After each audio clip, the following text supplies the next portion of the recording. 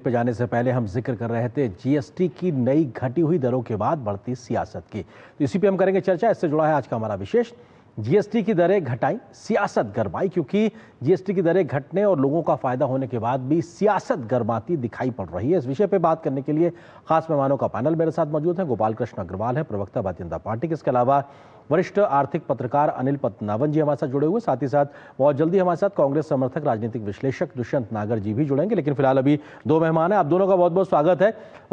गोपाल जी, सवाल ये है कि कांग्रेस या विपक्षी दल लगातार ये कह रहे हैं कि जीएसटी के बहाने आपकी सरकार ने जनता का लाखों करोड़ों रुपया लूट लिया है और जो एक तरीके से आपको वापस करना चाहिए। इस आरोप पर आप क्या कहेंगे? देखिए, जो वस्तुस्थिति को नहीं समझते वह लोग ऐसी बातें करें तो कोई बात नहीं, लेकिन यह जो कांग्रेस है ये तो पूरी तरह से जानबूझ करके लोगों को झूठ की फैक्ट्री के अंतर्गत बरगला रही है। पहली बात यह है कि स्पष्ट रूप से हमें पता है कि 2017 में हम जब जीएसटी लेके आए थे उसके पहले लगभग 16 से 17 टैक्स आम जनता के ऊपर लगते थे। 13-14 स्टेट के थे और 3-4 सेंटर के थे, और उनका एवरेज जो एक आम जनता पे भार पड़ता था वो 25 से 30% का टैक्स का भार पड़ता था। और जब जीएसटी लेके आए थे तो तब मैक्सिमम स्लैब था 28%, 18%, उससे नीचे था 12 था, 5 था और 0 था। आज वो भी घटा के आज 56 बार अमेंडमेंट करके इसका सरलीकरण किया गया, और जो 22 तारीख को नेक्स्ट जेन जीएसटी रिफॉर्म्स लेके आई है हमारी सरकार मोदी जी के आह्वान पर, नेतृत्व पर, वह जो सबसे हाईएस्ट टैक्स स्लैब है वो 18% है। यानी 28% में जो आइटम्स फॉल करते थे आम जनता के, वह लगभग 90% आइटम्स को, सामानों को 18% के स्लैब में डाल दिया है। और जो 12% के स्लैब में थे उनको घटा के 99% आइटम को 5 और 0% के स्लैब में डाल दिया है। तो आम जनता की रोजमर्रा का सामान 12 से घटा के 5 और 0% के टैक्स के स्लैब में ला दिया है जी। और 28 वाले को 18% के। तो आम जनता को सवेरे उठने से लेकर शाम तक उसको सहूलियत मिलेगी। रोजमर्रा का सामान, कंघा, साबुन, तेल, कंघी, और आपने अभी पूरा डेटा बताया है कि किस तरह गाड़ियां वगैरह इतना कम हुआ है। तो उद्योगपतियों को, व्यापारियों को तो एक तरीके से मांग बढ़त से फायदा होने ही वाला है। ठीक है, लेकिन विपक्षी दल लेकिन फिर भी सवाल खड़े कर रहे हैं। दुष्यंत नागर जी हमारे साथ जुड़ गए। दुष्यंत जी, क्योंकि सरकार कह रही है और लोग भी कह रहे हैं कि साहब उनको तो फायदा हो रहा है, बचत हो रही है, कांग्रेस को क्या दिक्कत है? क्यों वो सरकार पे सवाल खड़े कर रही है कि साहब अब जब कमी कर दी गई है, घटोतरी कर दी गई, उसके बाद भी कांग्रेस सवाल खड़े कर रही है, क्यों? दुष्यंत जी। देखिए हमारे भारतीय जनता पार्टी के बड़े इकोनॉमिस्ट हैं जो प्रवक्ता बैठे हुए हैं, उन्होंने झूठ बोल दिया। 2 टैक्स स्लैब हैं भाई। ज्वेलरी पे कितना जीएसटी लगता है देश को बता दीजिए, और जो गाड़ियां हैं एसयूवी उन पे कितना जीएसटी लगता है देश को बता दीजिए। आज भी 4 टैक्स स्लैब हैं साहब। ज्वेलरी का 2%, 5%, 12% और 40%। उसके बाद में आप बताइए कि लेके ये सारा इतना बड़ा जो अखाड़ा आपने खड़ा किया था रात्रि में 12 बजे पार्लियामेंट को बुला के, उससे देश को परेशानी हुई, लोगों की दुश्वारियां हुई, व्यापारियों को दिक्कतें हुई, उसकी जिम्मेवारी कौन लेगा? आप तो हर चीज का क्रेडिट लेने के लिए आ जाते हैं जी। ये क्रेडिट हमें दे दीजिए। ये बिगड़ी हुई जीएसटी का स्वरूप कांग्रेस ने नहीं दिया, ये भारतीय जनता पार्टी ने दिया, और इससे ना सिर्फ भारत के आम लोगों को परेशानी हुई, इससे व्यापारियों को भी बहुत। अच्छा दुष्यंत जी, अब जब दाम कम हो गए हैं, दुष्यंत जी अब जब दाम कम हो गए हैं, लोगों को कल से फायदा मिलना शुरू हो गया है। मैं पूछ रहा हूं, आप ही से पूछ रहा हूं, अब जब फायदा मिलना शुरू हुआ तो इस स्थिति के लिए तो आप माने कि चलो हाँ ठीक है, एक फैसला बेहतर लिया गया आम लोगों के हक में, या इसमें भी नाराजगी है? देखिए नाराजगी नहीं है जी। नाराजगी इस बात पे कि भाई आप उत्सव किस बात का मना रहे हो? आप लाखों की, करोड़ों रुपए की ऐड दे रहे हो। ये देश की टैक्स का पैसा है ये, जिसको आप अपने प्रचार प्रसार में लगा रहे हो। आपका उत्सव चल रहा है, उत्सव चल रहा है आपका। क्या बातें हैं आप? देश को लगातार धोखे में रखे जा रहे हो। ठीक है, उत्सव लोगों मनाने की को लेकर नाराजगी। मैं आता हूं आपके पास दुष्यंत जी। क्या अनिल भैया? पद्मनाभन जी हमारे साथ में वरिष्ठ आर्थिक जी। पत्रकार मौजूद हैं। अनिल जी, सवाल ये है, आपसे राजनीतिक सवाल नहीं, आपसे तो वस्तु स्थिति की बात करेंगे क्योंकि आप आर्थिक बात को बेहतरी से रखेंगे, राजनीतिक के लिए अलग मेहमान है।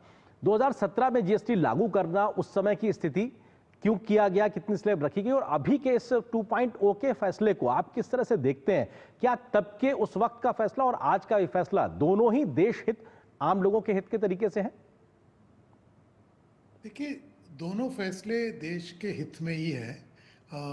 चाहे ये बीजेपी कांग्रेस आपस में भिड़ते रहे, लेकिन हकीकत ये है कि ये जीएसटी सबसे पहले वाजपेयी सरकार ने इसका प्रपोजल किया। फिर यूपीए सरकार जो मनमोहन सिंह जी के नीचे था, उन्होंने भी इसको आगे बढ़ाने की काफ़ी कोशिश की, लेकिन वो सीएसटी को लेके मतभेद हो गए और वहीं टॉक्स रह गए। फिर जो एनडीए सरकार आई, उन्होंने ये मुद्दा फिर उठाया, और जब 2017 में किया, ये कहना मैं तो मान नहीं सकता कि ये आर्थिक इम्प्रूवमेंट नहीं था, क्योंकि ये ऐतिहासिक एक निर्णय था। आप सोचिए, जीएसटी के पहले जो वैट था, उसमें 36 जो हमारे स्टेट और यूटीज़ हैं, उतने टैक्स जुरिस्डिक्शन थे। जैसे आपने अपने इंट्रोडक्शन में दिखाया, तो आपको अगर सामान उत्तर प्रदेश से केरल भेजना है तो 8 से 9 राज्यों के टैक्स जुरिस्डिक्शन से आपको निकलना पड़ता है, और उस पर एक अलग अलग टैक्स लगता है। और वैट जो था एक प्रोडक्शन टैक्स है, जीएसटी जो है कंजम्पशन टैक्स है। तो तभी जो आज जो फोकस रहा है पूरे कंज्यूमर पे, इसीलिए रहा है। तो ये एक बड़ा ही ऐतिहासिक कदम था, जो कि जिन्होंने 17, आपने इंट्रोडक्शन में बोला 17 टैक्स अलग थे और 13 सेस थे। ये सब मतलब सेंटर और स्टेट्स ने मिल के अपनी टैक्स जुरिस्डिक्शन जो है एक कर दिया, मतलब ये एक टैक्स सॉवरेंटी को पूल किया। ये बहुत ही महत्व, कोऑपरेटिव फेडरलिज्म का एक बहुत बड़ा मतलब एक उदाहरण था। तो आर्थिक स्थिति से आप देखोगे तो ये बहुत ही अच्छा था, लेकिन जो सवाल जो उठाए जा रहे हैं वो भी सही है। लेकिन आप पूछिए क्यों? क्योंकि पहले जो वैट रेजिम था, तो जब ये जीएसटी का जब निर्णय लिया, सारे फाइनेंस मिनिस्टर, स्टेट और यूनियन, सबको डर था कि रेवेन्यू लॉस हो जाएगा। तो रेवेन्यू लॉस होगा तो वेलफेयर स्पेंडिंग वगैरह में सब में मतलब अड़चन पड़ जाएगा। तो इसीलिए उन्होंने जो वैट में थे वही उन्होंने रेट्रोफिट कर दिए जीएसटी में जी। तो ये तभी 6 स्लैब जो लेके आए उसी के कारण था।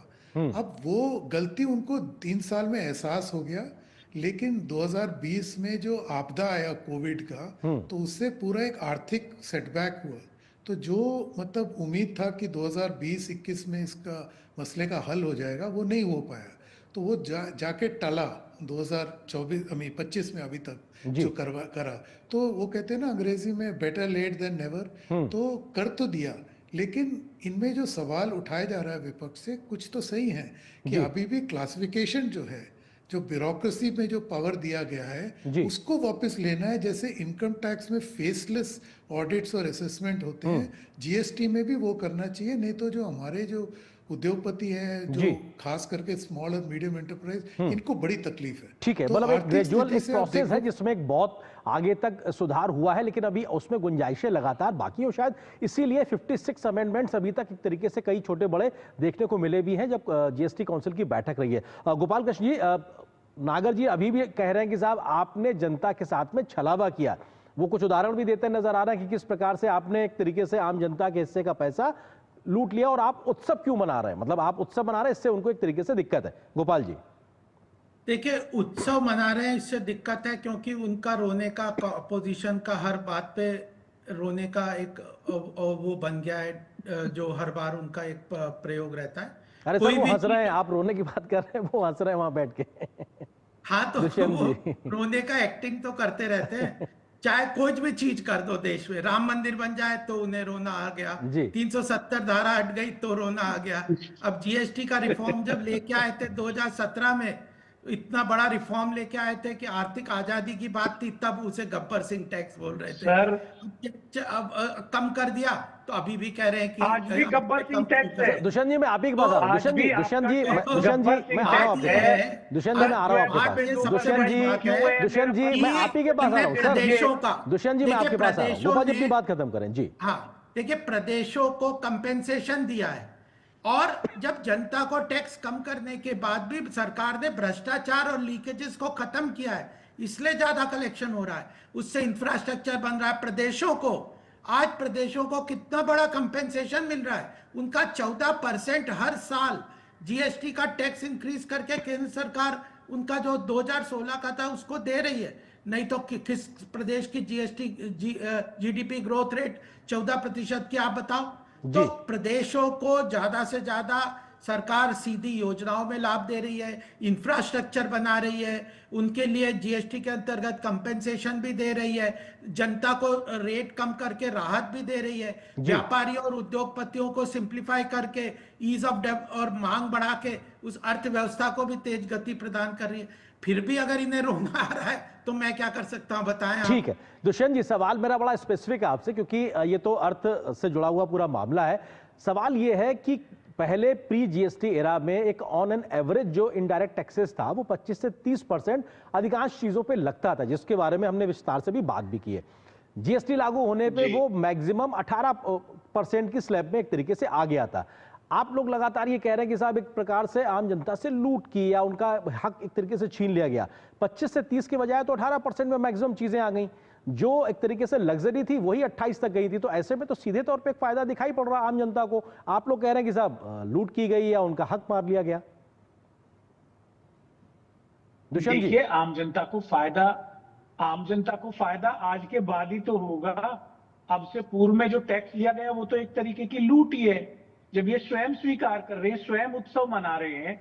उत्सव कब मनाया जाता है? जब कोई बुरी चीज समाप्त होकर कोई अच्छी चीज शुरू हो जाती है, तभी तो उत्सव मनाया जाता है। जब रावण की मृत्यु होने के बाद राम राजा हो गए, तभी तो दशहरा और दिवाली मनाए गए। तो ये इतना बड़ा टैक्स तो आप ही ने लोगों के ऊपर लगाया था। 28% का स्लैब, बताइए ट्रैक्टर के जो पार्ट से उसके ऊपर 28% का टैक्स आपने लगाया, जिसको किसान के इस्तेमाल भी किया जाता था। और बहुत सारे टैक्स है। और 2% का टैक्स आपने सोने के ज्वेलरी के ऊपर है, जिसका आप बोलते नहीं है, जिक्र नहीं करते हैं। आज भी बीजेपी के नेता ने बोला नहीं कि हम 40% का एसयूवीज के ऊपर टैक्स ले रहे हैं। तो बड़ी तेजी से, बड़ी चालाकी से बातों को घुमा के और प्रचार प्रसार के लिए हर चीज का इस्तेमाल जो भारतीय जनता पार्टी कर रही है, जी इसको देश जानता है, इसको देश समझ चुका है, और इनके झांसे में कोई नहीं आने वाला है। जी राहुल जी ने जो बात अरे कही है, इसका दुष्यंत जी, उसका आ रहा हूं सरलीकरण गोपाल जी करने की आपके पास। जरूरत है। जी आज भी ये जीएसटी में बहुत सारे कॉम्प्लिकेशंस हैं, जिनका और सरलीकरण करने की जरूरत है। जी और जैसा कांग्रेस ने कहा है, राहुल गांधी जी ने कहा है, वो सत्ता में आएंगे तो और सरलीकरण इसका सही से किया जाएगा। ठीक है। अनिल जी सवाल ये है कि जो मैंने अभी दुष्यंत जी से पूछा कि प्री जीएसटी एरा में 25 से 30% इन जनरल मैक्सिमम चीजों पे टैक्स लगता था, इनडायरेक्ट टैक्सेस की बात है, वो जीएसटी एरा में आने के बाद में मैक्सिमम 18% हो गया। तो सीधे तौर पे अगर देखा जाए तो 5 से 8-10% की एक तरीके से वो बचत तो दिखाई पड़ रही थी, और अब जब 2.0 कल से लगा है तो वो बचत तो और ज्यादा बढ़ गई है। क्या आर्थिक आंकड़ों को बेहतरी से आप जो समझ रहे हैं उस नजरिए से आम भाषा में क्या इस बात को कैसे रखा जाएगा, थोड़ा उसको विस्तार दीजिए अनिल जी। देखिए, जब आप रेट्स को ना दोनों को कंपेयर ऐसे इतनी आसानी से नहीं कर सकते, जी क्योंकि जैसे मैंने आपको समझाया, एक प्रोडक्शन टैक्स है और एक कंजम्पशन टैक्स है। तो जो प्री जीएसटी में जो था, जो आपने अपने इंट्रोडक्शन में भी बोला, कंपाउंडिंग इफेक्ट जो होता है, एक टैक्स ऑन टैक्स, क्योंकि आप 36 जुरिस्डिक्शन से निकाल रहे हो सामान को, तो आप सोचिए वो कितना नुकसान है प्रोड्यूसर लेवल पे और कंज्यूमर लेवल पे। और सोचिए जो एक्सपोर्ट करता है उसको अलग समस्या, अगर उसको केरल से दिल्ली लाके फिर बाहर भेजना है तो उसका इम्पैक्ट सोचिए।